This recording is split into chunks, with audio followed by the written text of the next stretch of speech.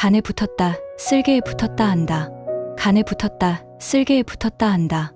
Have you ever felt that sudden, sharp pain in your back? I'm talking about the emotional knife, stuck right between your shoulder. Blades the ultimate cold-blooded betrayal by someone you actually trusted. In English, we call these toxic people opportunists or flip-floppers. But in Korea, they have a phrase that is so savage. It makes our Western expressions look like a children's book. Here is exactly how Koreans say it. 간에 붙었다, 쓸개에 붙었다 한다. Pronounced as 간에 붙었다, 쓸개에 붙었다 한다. If you translate that literally, word for word, into English, it means they stick to the liver, and then they go and stick to the gallbladder. When Westerners hear this for the very first time, they completely lose their minds. You're probably thinking, wait, what? Livers? Gallbladders? Why? Are we suddenly talking about internal human organs? In a conversation about betrayal? Well, if you look at actual anatomy, the liver is one of the largest organs in your body. And right underneath that liver, nestled perfectly into a tight natural groove, sits the gallbladder. They are literally, physically glued together by dense tissue. You cannot separate them. So when Koreans use this phrase, they aren't saying your organs are flying around inside your body. They are talking about the human parasite crawling between them. When the liver holds the power, this spineless person glues themselves to the liver. But the exact moment the dynamic shifts, they slide over a fraction of an inch and stick themselves directly to the gallbladder. Because the liver and the gallbladder are so closely attached, the distance this hypocrite has to travel to betray you and switch sides is practically zero. It shows they have absolutely zero core values, shifting their entire moral compass back and forth, effortlessly. Purely for survival and greed, let's dissect the terrifying psychology of these people. They don't have a real personality. Instead, they possess a social radar that constantly scans the room. To answer one question, who can I use right now to get ahead? They don't look at you as a human being. They look at you as a stepping stone. And the scariest part, they are incredibly good at acting. They will pretend to be your biggest fan, validate your ideas, and mimic your emotions just to build fake intimacy. But it's all a calculated investment. And they are always ready to liquidate their shares the moment your value drops. Think about your current workplace. We all know that one specific coworker. Let's call him Chad. When the current manager holds all the power and budget, Chad is the ultimate corporate suck-up. He brings the manager coffee every single morning, laughs way too loudly at his terrible jokes, and nods, in absolute agreement at every single word. He is firmly stuck to the liver. But then a corporate announcement drops on the company's Slack channel.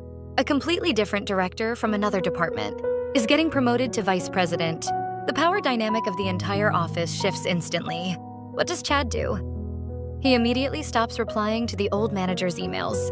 He avoids him in the break room like the plague. Instead, you can find him already standing outside the new VP's office, smiling widely and practically wagging his tail. He switched his entire loyalty in less than 24 hours. He is a textbook liver gallbladder jumper. And it's not just office politics. This disgusting behavior happens in your everyday social circles too. Think about that one friend who only hangs out with you when you're driving a nice car, paying for expensive dinners or hosting big weekend parties. But the exact moment you hit a rough patch, lose your job, or go through a personal crisis, they disappear into thin air. You can't even get a text back. Then, a week later, you see them on Instagram, partying on a yacht with some guy they met 2 days ago. Because he has a bigger wallet, they don't feel a single ounce of guilt because in their twisted minds, loyalty is a luxury they simply cannot afford. We see this exact same spineless behavior on a massive scale in global politics every single day. Politicians who pledge eternal, undying loyalty to one specific leader, screaming their names at rallies. But the exact moment the election poll numbers start to drop, they switch political parties overnight without blinking an eye, suddenly claiming their old boss was the worst thing to ever happen to the country. They are the ultimate masters of rewriting history to fit their current agenda. So, how do you actually deal with a liver gallbladder jumper without losing your sanity? First, you stop feeding them information. These parasites survive on social currency. If you tell them your secrets, your weaknesses, or your future plans, they will immediately use that data as a tribute to buy their way into the next powerful person's inner circle. Treat them like a broken vending machine. Keep your distance and never invest anything valuable. Second, watch how they treat people who can do absolutely nothing for them. If someone is an angel to the CEO, but completely ignores the janitor, or throws their team members under the bus. Congratulations. You have officially spotted a jumper in the wild. The Korean liver and gallbladder idiom wins over our American pot, calling the kettle black by a landslide. It doesn't just say someone has flaws. It completely exposes the sickening, spineless nature of people who live without a shred of integrity. It forces us to look into the mirror and ask ourselves, are we standing firm on our own 2 feet? Or are we secretly sliding around based on convenience? Next time someone tries to play both sides at your workplace, your school, or your friend group, don't waste your energy getting angry or confronting them. They will only lie and manipulate the narrative anyway. Instead, just look them directly in the eye, smile calmly, and mentally label them a liver gallbladder jumper. Let them slide around all they want, because eventually everyone sees through the act, and parasites always end up starving when there's no one left to feed on. Do you have a real-life Chad in your life right now? Someone who was your biggest supporter until someone more useful came along?